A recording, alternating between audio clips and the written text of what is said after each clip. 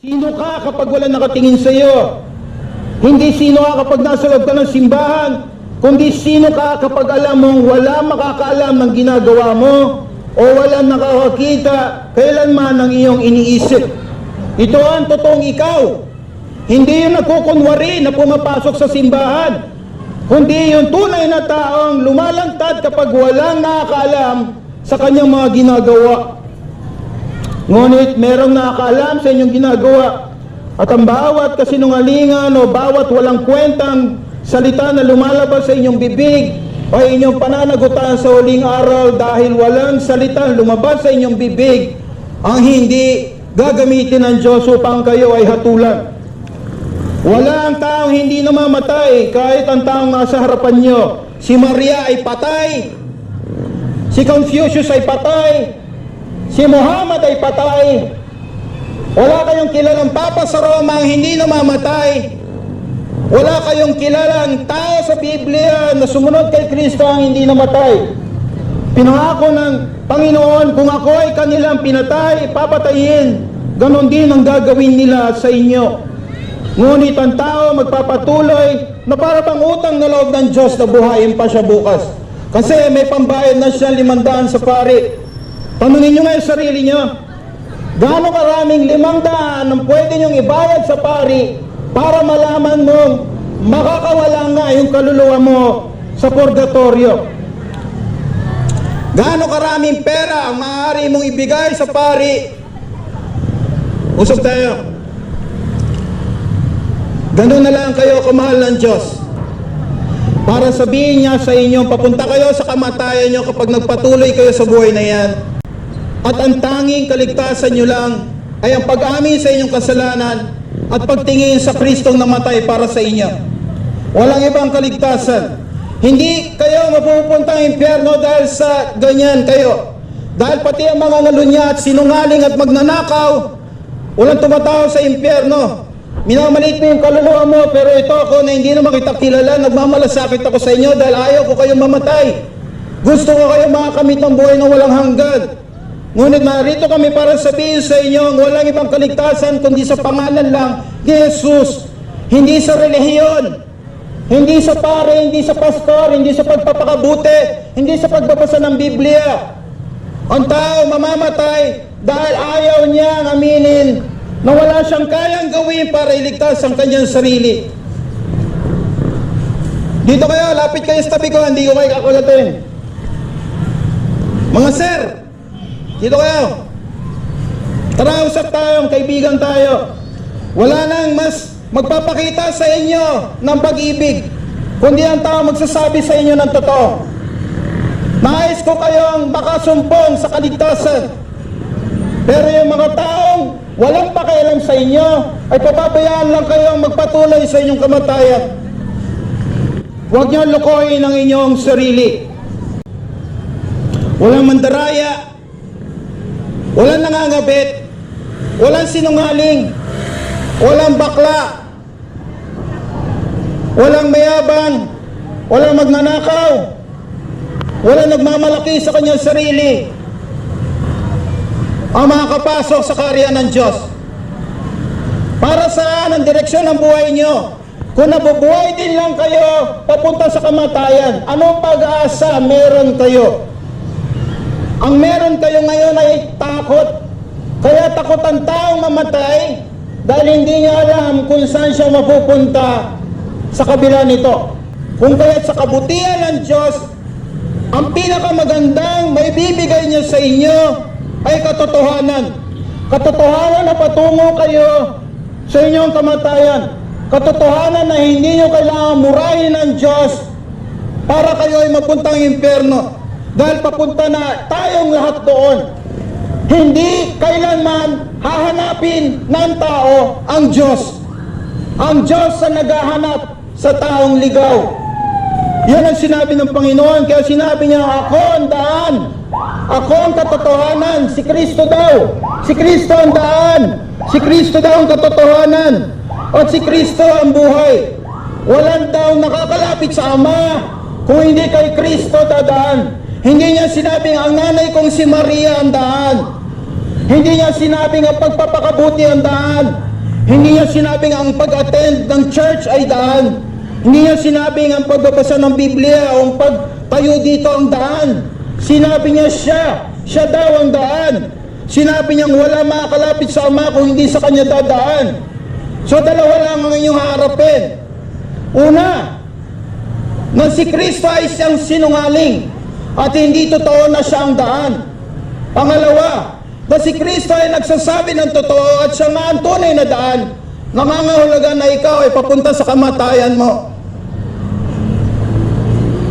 Kung wala kang interes sa mga bagay patungkol sa Diyos, ano ang gagawin mo sa langit? Kung dito pa lang pinagtatawanan mo na to, anong gagawin mo sa langit?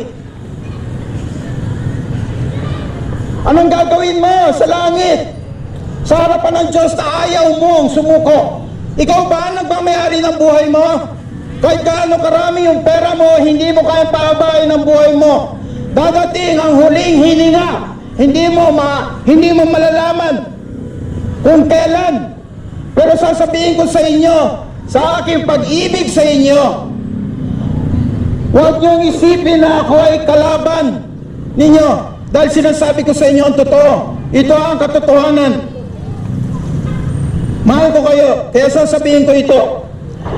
May kabaong na ang pangalan mo ang nakasulat.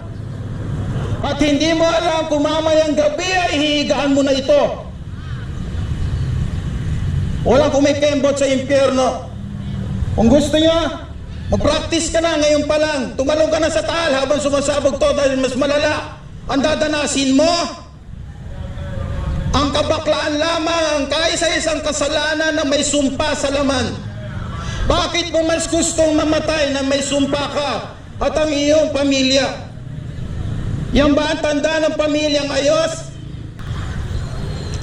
Dito ka sumigaw. Ba't ka nandyan? Hoy! Sir! Ginoo! Hogi! Dito ka!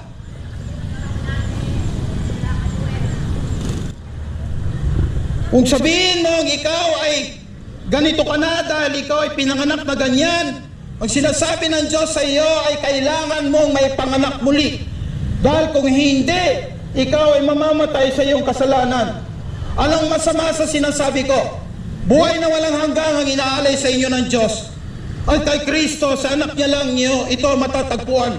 Anong masama sa sinasabi ko? Buhay na walang hanggan, kasiguruhan, kapayapaan ang inaalay sa inyo ng Diyos sa pamamagitan ni Kristo.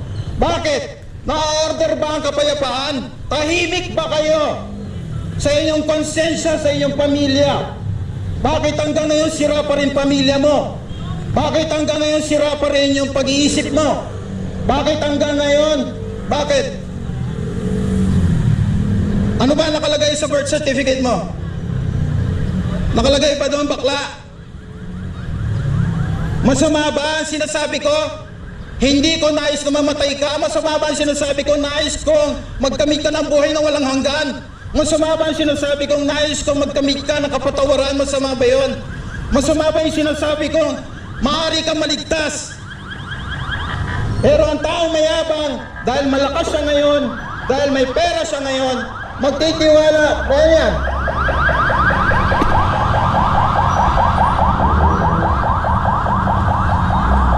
Hindi nyo alam kung kanina umaga nandito yan nakaupo. Ngayon tinatakbo na ng ambulansya. Hindi nyo alam kung bukas buhay pa siya. Hindi nyo alam kung bukas buhay pa kayo.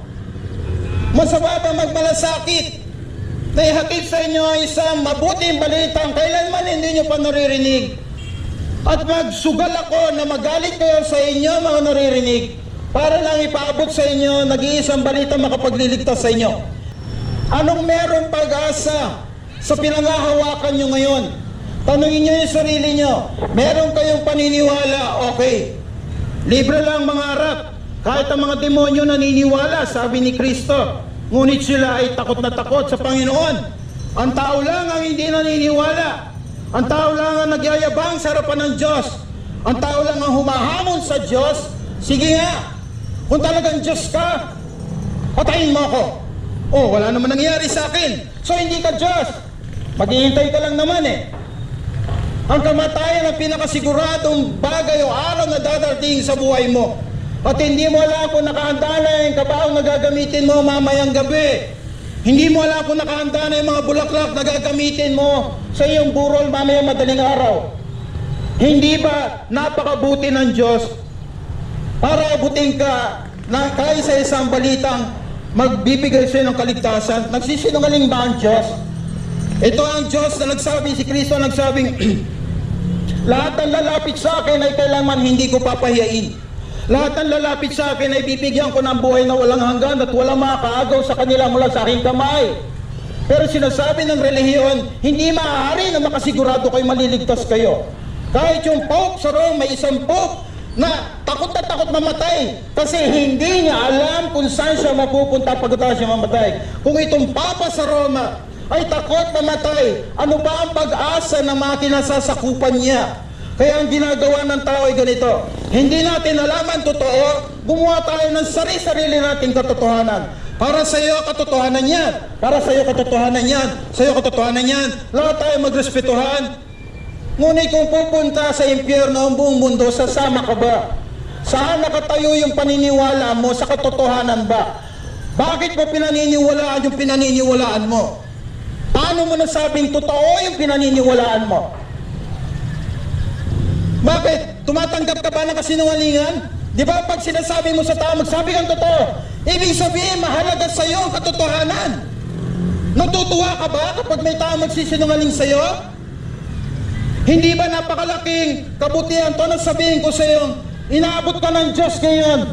Maaaring ito ang huling pang-abot sa iyo ng Diyos bago ka kunin. Mamayang gabi, hindi mo alam. Hindi mo kailangan sabihin sa iyo ng doktor may cancer ka. Dahil hindi lahat na may cancer ay namamatay bigla. At lahat na namamatay ay may cancer ng kasalanan. Kaya wala kayong kilalang tao hindi namamatay. Si Kristo lang ang hindi dinapuan ng kamatayan. Si Muhammad patay. Si Maria patay. Yung mga apostol patay. Si Kristo pinatay. Pero dahil wala siyang kasalanan, hindi siya kayang panghawakan ng kamatayan. Kaya kapag magtitiwala ka kay Kristo, kasama niyang mamamatay ang kasalanan mo, ikaw ay tatayo sa harapan ng Diyos na parang wala kang kasalanan. Kung ikaw ay naniniwalang isa kang makasalanan, kung ikaw ay naniniwalang wala kang kayang gawin para iligtas ang iyong sarili, kung ikaw ay naniniwalang kailangan mo ng tagapagligtas, para sa iyo si Kristo. Si Kristo ay hindi para sa taong mayabang. Si Kristo ay hindi para sa taong tumatawa sa harapan ng mukha ng Diyos. Si Kristo ay hindi para sa mga taong malusog na ako, may pambayad ako, marami akong pera.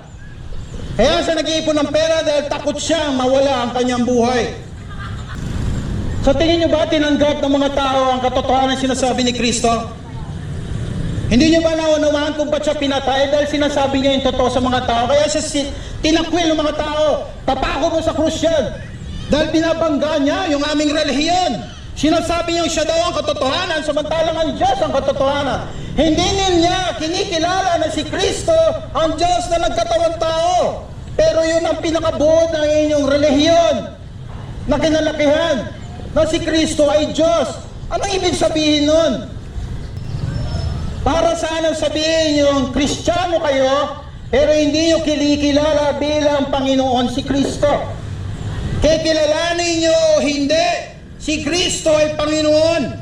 Walang nabubuhay, walang namamatay na hindi sa pahintulot ng Kristo nakaupo ngayon sa kapamahalaanan ng langit at lupa. Sinabi ng Kristong ito, ang kapangyarihan ay binigay na sa akin. Ang lahat ng kapangyarihan sa langit, sa lupa at karagatan. Walang nangyayari nang hindi dumadaan sa kamay ng Diyos. Pero sasabihin ng taong mayabang, kung may Diyos, bakit may sakit yung asawa ko? Kung may Diyos, bakit magulo yung bansa namin?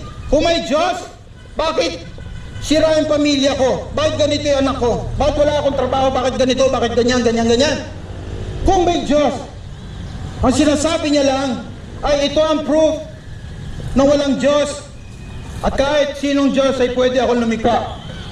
Isa lang ang dahilan kung bakit hindi lalapit ang tao sa Diyos, at ito ay ang kanyang pag-ibig sa kanyang kasalanan.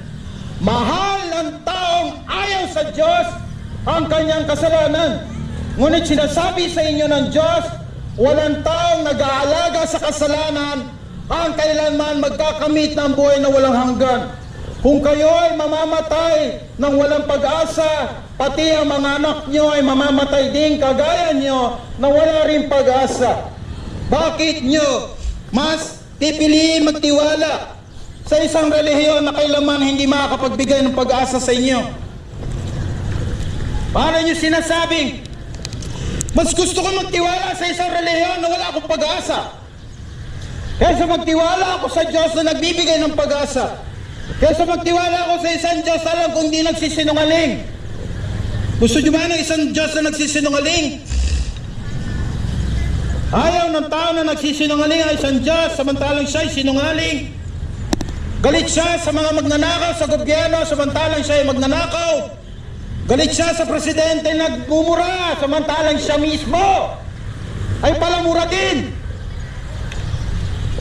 So anong kaibahan natin sa mga tinutuligsa natin na makasalanan sa gobyerno?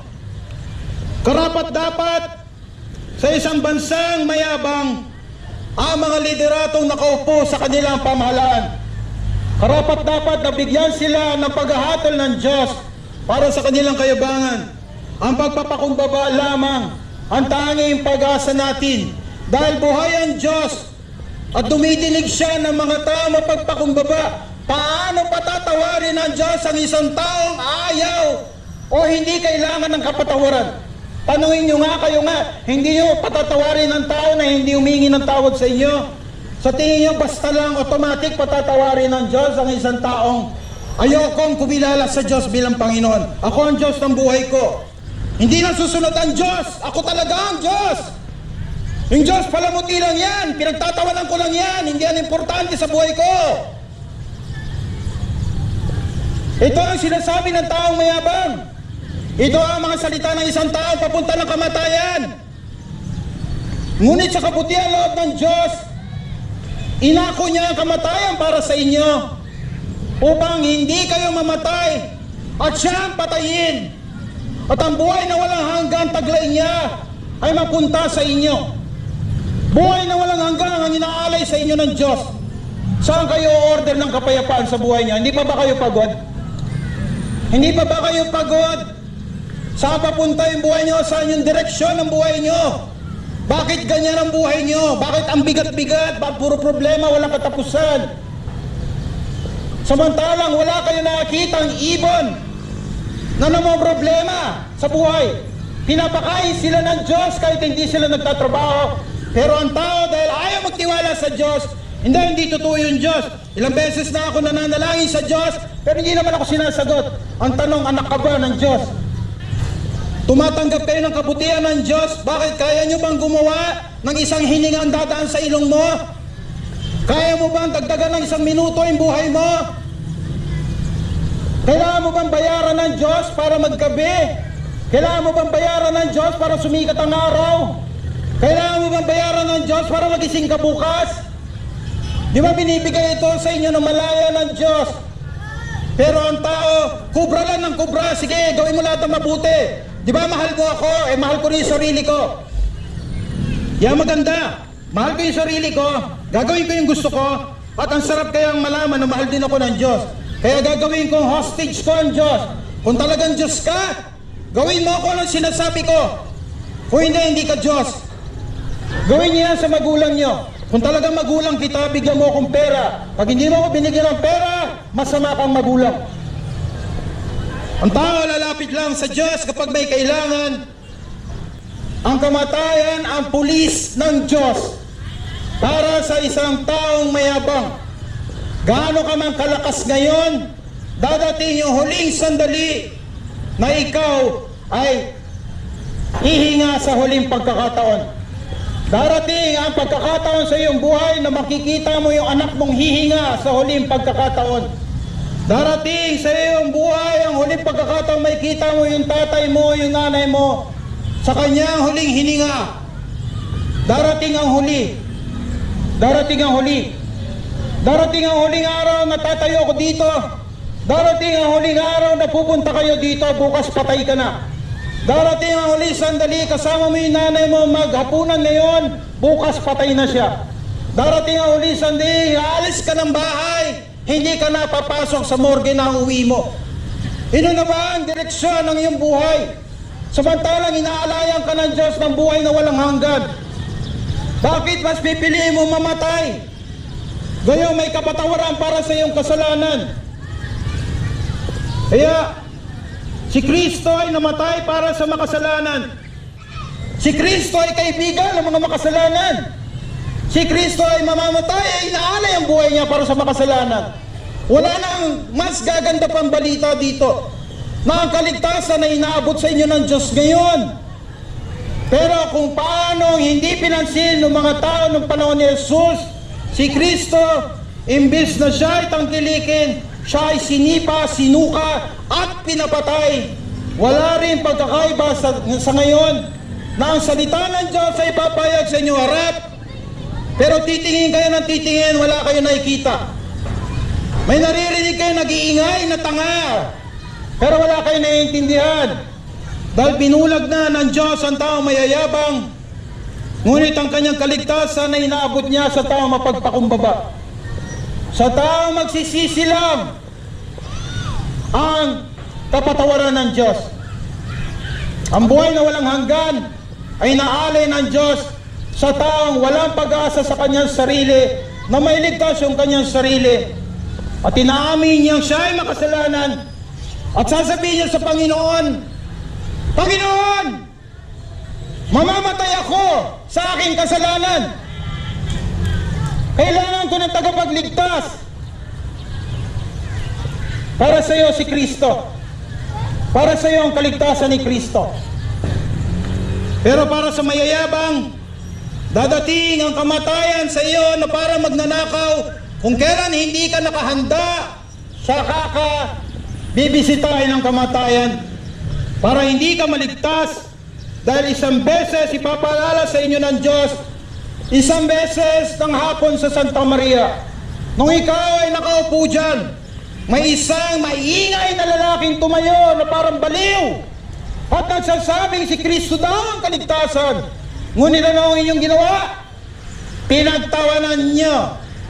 Kung paano pinagtatawanan niyo ang Diyos na makapagliligtas sa inyo, ay mamamatay din kayong walang Diyos dahil sa inyong sariling kagustuhan.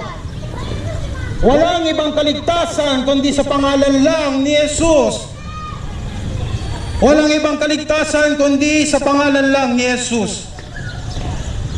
Walang ibang kaligtasan kundi sa pangalan lang ni Jesus.